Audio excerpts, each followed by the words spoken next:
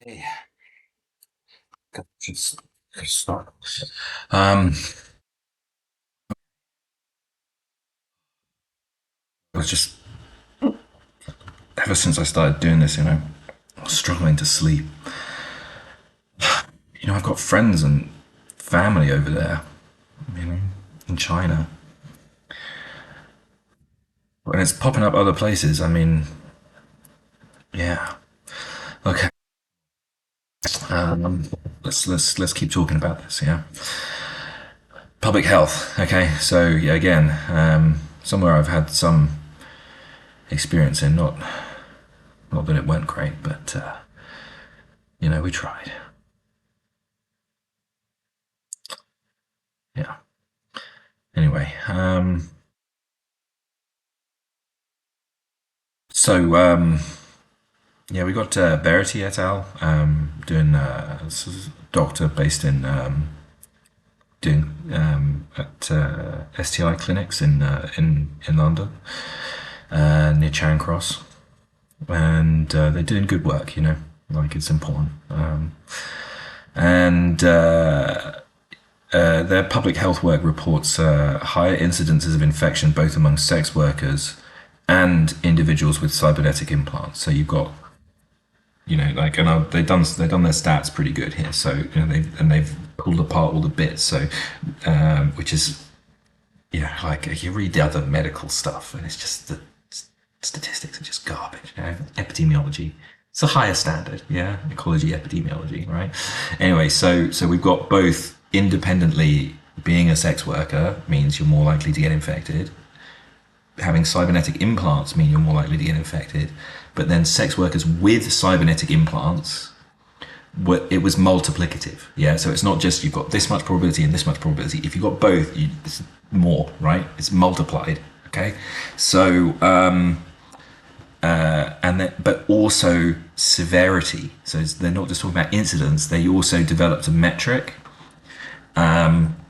the ratio of infected visible skin. Okay, so and yeah, like is it whatever, but we don't have much at the moment, right? So and it seems like from some other observational studies that yeah, progression rate's a bit random, but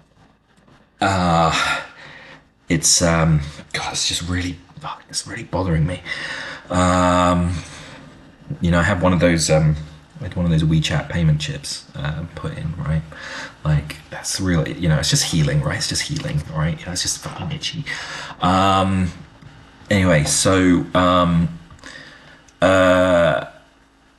should stop touching it. Yeah, so we don't have good metrics for that, but they've come up with one, right? Let's just get it in there.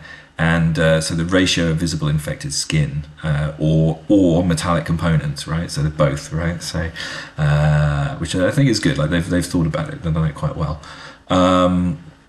And they only got 27 cases, but it's here, it's in London, right? A lot of them are Chinese, but yeah, so yeah, 27 cases, but it's significant at p equals 0.043. So it's worked out. Um, and then also, so the other thing they looked at is the drug scene, right? Yeah, party and play. So it's chemsex, the people that meet up and take drugs when they have sex, right? Like not not healthy. Okay, yeah, they're all much higher rates of STIs and risky sexual behaviors, all sorts of things, right? Like, yeah, not good. With a single chemical bliss, which is this new street drug that's popped up in London, being significantly associated with both higher rates and severity of infection, right? It's non. Sorry, yeah, they didn't because they only had a few examples, right? But it's P.051, but it's not quite. It looks like there's something going on, right? Uh, Although put my statistics hat on, you can't really say that. So, but you should always publish them, even the non-significant ones, right? So you don't have that bias, right? Um, yeah. Compared to the medical studies, where it's all biased. All right. Um, Here we go. Cultural factors, including striking, dynamic, metallic. God, it's really sorry. It's like aching and stuff as well. Like, anyway, um, I should probably get it looked at if it's not. Maybe it's being rejected. Um, uh, Cultural factors, including striking, dynamic, metallic coloration, often described as oily, greasy, and metallic, or like a drop of oil on metal, and it is. The colors are just stunning, right? Like, and they also have that thing, it's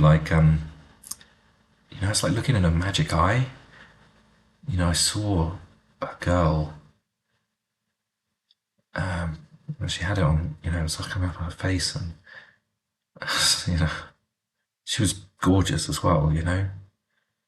Pretty eyes, nice smile, and like with that, just it was like looking. It's like looking into a magic eye. You just keep seeing more things in it. Yeah. Like a drop of oil on metal. Slow progression rates and often lack of any initial symptoms for years have led to a cultural acceptance of some subcultures. Yeah. So the detailed anthropological studies by this other team, in association with the cyber subculture, observed multiple cases of deliberate infection. So people they've got case studies. I read them, like people deliberately going out to get infected. I mean, like, yeah, you had that, like, you had some of that in like AIDS at one point as well. It was like they wanted to be in the club. So it's like having the metallic, the crazy wild metallic structures. It's like you're in you're a real cyber, right? You've got it, yeah. Uh, and status associated with higher rates of infection or particularly visually striking cases of infection. So like, because sometimes you get the patterns, right? Like it spirals down the side, like it's twisting spiral fractal shapes. It is stunning. Yeah, some of it's art, man. Just can't get that one girl out of my head. Um, One of the reported effects of the SGIA is an improved capacity to tolerate cybernetic implants, including both lower co-infection rates and also lower rejection rates.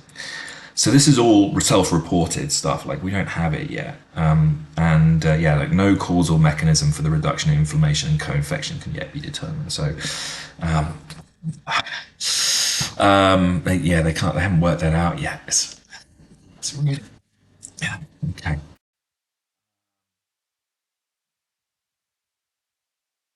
Yeah. God, sorry. It's just so late. Um,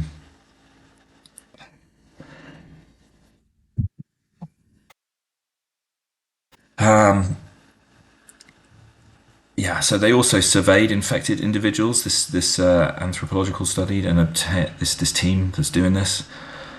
Oh, man, just one last bit and then we're done. And I gotta rest. Right. And they obtained multiple self-reports of higher neural link bandwidth speeds.